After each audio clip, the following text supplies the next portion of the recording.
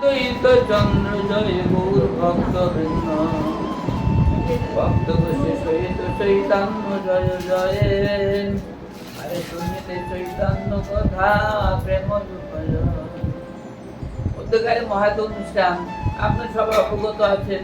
আজ শ্রী গুরু পূর্ণিমা, শ্রী ব্যাসদেবের পূজা, শ্রী ভগবানের আজকে একটা মহান দিন। আজকে শ্রী গুরুদেব ছাড়া জগতে কেউ কৃষ্ণের রাজ্যে যেতে পারে না। তাই গুরুই ভগবান, গুরু ভগবানই কৃষ্ণ গুরুর বেদিনে সংসার মাঝে বিচরণ করে আছে বা বিচরণ করছে, এবং গুরুরূপী ভগবান কৃপা করেন। কারণ সাক্ষাৎ ভগবান যদি এই জগতে এসে দেখা দেন, তাহলে জগৎবাসী তার অঙ্গ ছাটা সহ্য করতে পারেন না।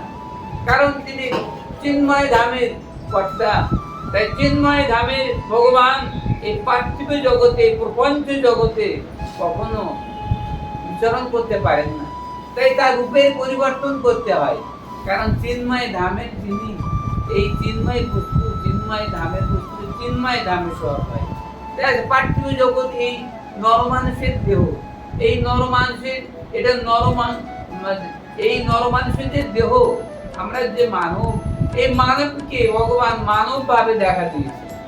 কারণ সচ্চিদানন্দ বিগ্রহ ব্রজের ব্রজনন্দন যিনি, তার ভাবে, সেই ব্রজের ভাবে, গোলক বৃন্দাবনের ভাবে এই পার্থিব জগতে দেখা দেওয়া যায় না।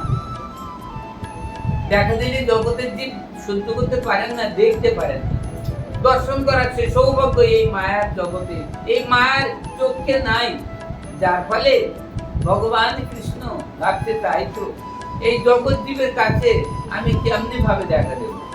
তাহলে আজকে মানবের ভাবে যদি না দেখা দেন, তাই তো মানবগণ ধরে নিতে পারবে না।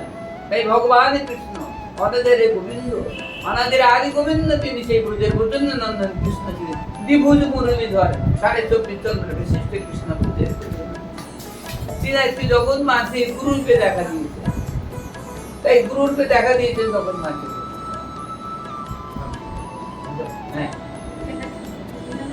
গুরুরূপে দেখা দিয়েছেন ভগবান কৃষ্ণ এখানে সংসার মাঝে।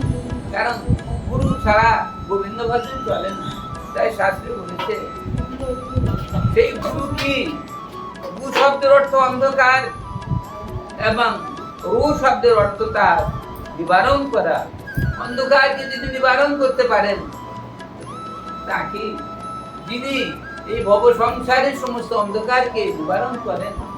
আমাদের চিত্তের মধ্যে যে অন্ধকার অহমিকা আছে, সেই অহংকারকে যিনি বিনাশ করতে পারেন, তিনি বুঝলেন। আমাদের এই ঘরটা কত না মুছে, বিভিন্ন ভাবে আমরা মুছছি, কত কি মুছছি, এই ঘরটা মোছা হচ্ছে। কিন্তু দেহ ঘরটা মোছার কোনো উপায় নাই। দেহ ঘরটা মোছার জন্য কোনো উপায় নেই। কি উপায় আছে? দেহ ঘরটা, আমাদের এই ঘর মোছার জন্য বাইরেতে লোক আনছি 10,000 টাকা বেতন দিয়ে, এই ঘরটা মোছা দিই। আর আমাদের এই দেহ ঘরটা মোছার কে আছে? কে মুছতে পারে? সেই দেহ ঘর মোছার জন্য যে আছে, তাকে বেতন দিতে হয় না, এবং তাকে বেতন দিয়ে আনা যায় না।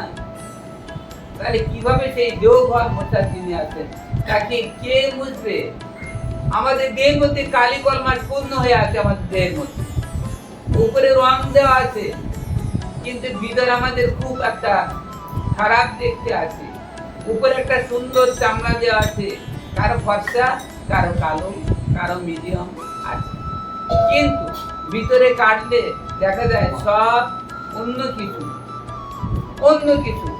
তাহলে আজকে ভিতরে অন্য একটা বর্জ্য পদার্থের মধ্যে জিনিস ভিতরে রয়েছে, আমাদের সবার মধ্যে রয়েছে। তাহলে এই ভিতরে যে কালি কলমাটা আছে, আমাদের মনের যে অহমিকা আছে, অজ্ঞানতা আছে, ওই অজ্ঞানতা দূর করার জন্য কে আছেন? তিনি হচ্ছেন ভগবান কৃষ্ণ। তিনি গুরুরূপে, তিনি সংসার মাঝে আছেন। তাই আজকে এই গু শব্দের অর্থ অন্ধকার, আর ও শব্দের অর্থ বিনাশ করা।